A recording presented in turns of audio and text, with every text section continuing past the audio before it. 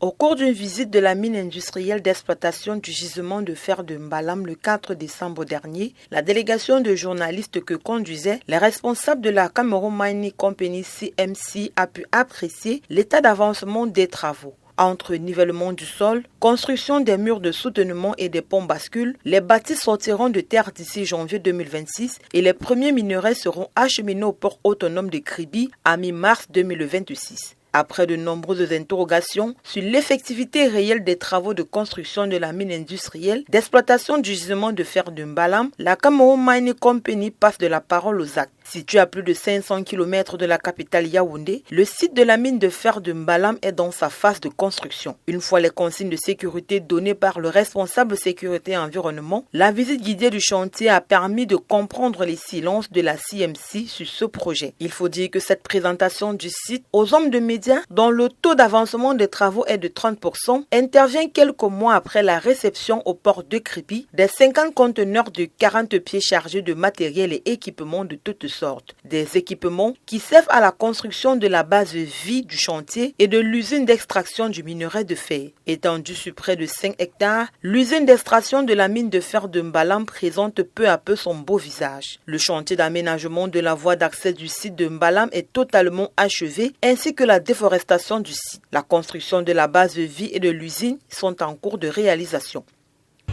L'usine sera construite sur environ 5 hectares. Derrière nous là, on a les travaux de construction qui sont en train d'être faits par les différents partenaires, notamment le partenaire TTS qui est en charge de la construction civile. Il y a le mur de soutènement qui va servir comme point de chute de tout le du minerai qui va sortir du point d'extraction. Donc le minerai va quitter juste derrière là, à peu près 2 km et sera versé tout juste derrière nous. Il y a le mur de soutènement qui est en train d'être construit. Dès qu'il sera versé là, il sera acheminé directement dans le crushing plant qui est également derrière nous. Annoncé pour décembre 2025, c'est finalement d'ici la fin du premier trimestre 2026 que les premiers minerais de fer seront acheminés au port de Kribi. Une contrainte liée aux pluies intempestives qui ont eu un grave impact négatif sur l'avancement des travaux. Ils sont arrêtés, on a continué à faire ce job qui nous permet aujourd'hui de vous certifier que d'ici mars là, le premier minerai qui ira d'ici pour le port de Kribi.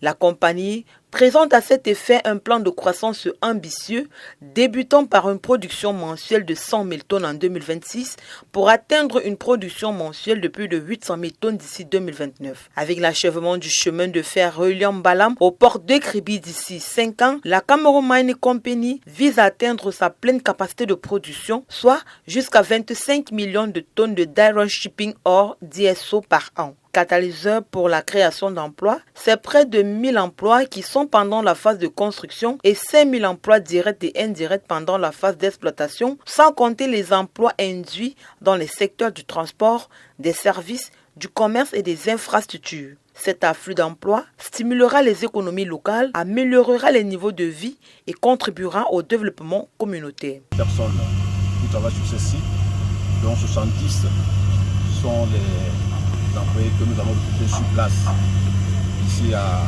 Mbalam. Mbalam, comme vous le savez, est dans l'arrondissement de Ngoïla. Ngoïla qui est dans le département de Oignon, dans la région du centre. La région de l'Est, s'il vous plaît. La région de l'Est. Et vers 5 janvier, on va commencer à recruter les natifs de Mbalam et de Ngoïla, ainsi que du département du...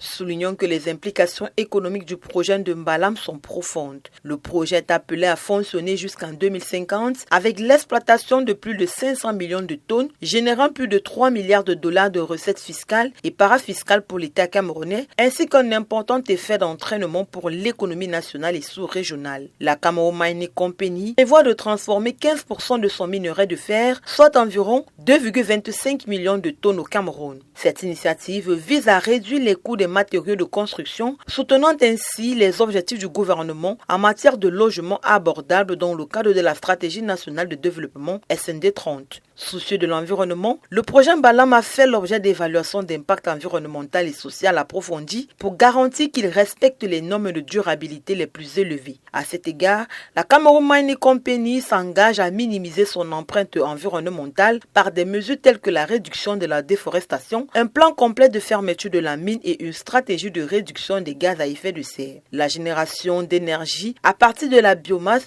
fait partie intégrante du plan de gestion des déchets.